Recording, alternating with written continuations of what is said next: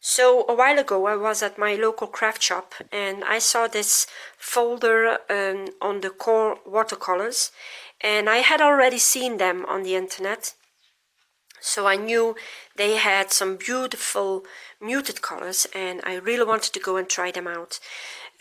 So I asked if they sold them in pans, because I always buy my watercolors in these little pancakes, but they only sold them in tubes. So I went home not buying them, but when I got home I was a little bit bummed because I really wanted to go and try them out.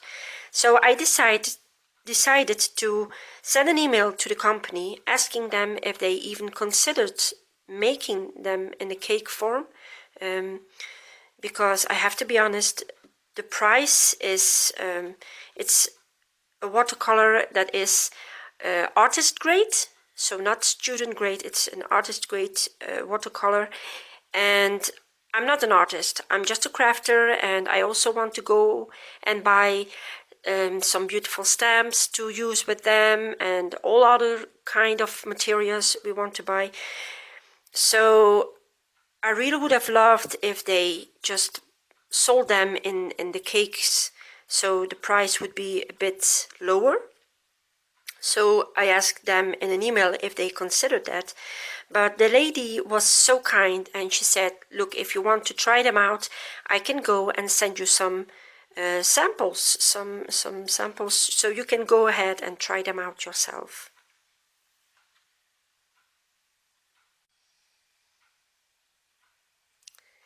So I received this little black box, and when I opened it up I found 6 tubes of watercolor. You can see that you have all the info you need on the packaging. There's the name, and at the back you can find the pigment and all the other info you need on the paints. Now when I was looking at the colors, I was scratching my head a bit, to be honest, because they are very bright colors. So I don't use yellows and oranges and pinks a lot. I do use blue. That's a color I use a lot, but this one is a very bright blue. And then there was the green gold and a transparent red oxide. So scratching my head, I was thinking I needed to see them on paper. So I started out making these swatches, and I have put down the name and the pigment that's inside. And then here I have colored them using less water, using more water, so I could see what gradation I could get. Then I have this little box where I have put down some black to see how transparent my colors are. And then also a little box where I have put down my color, I've let it dry, and then tried to lift it off to see how easy or how difficult that was and how staining my color is. So this is the Nickel Azo Yellow, PY 150. There was the transparent Pyrrole Orange, PO 71, very bright and deep color. Quinacridone Magenta, PR 122. And I have to admit, it's a very beautiful color, but I just don't see myself using it as I'm not a pinkish lady. Then the Ultramarine Blue, PB 29. And here you can see I've started leaving some of the black as it is, so you really can see. I'll try to get it some closer. You can really see that it is leaving a layer of blue pigment on top of your black. So when you are stamping, you really have to take care that you don't go over your black lines, or you have to go and stamp it again, but that's difficult if you don't have a stamping tool. Then the green gold, PY 129, and then the transparent red oxides. Here you can see how staining a color can be. Now they also have sent me these little pamphlets where you have these little dots of paint inside and a little bit of paper. So I've made some swatches for them too. So there was a, I can't pronounce that, diary light yellow, something like that, PY83, a very beautiful and rich color also. But you can see you really have, you could get in trouble when using this on a stamped image when you are coloring in.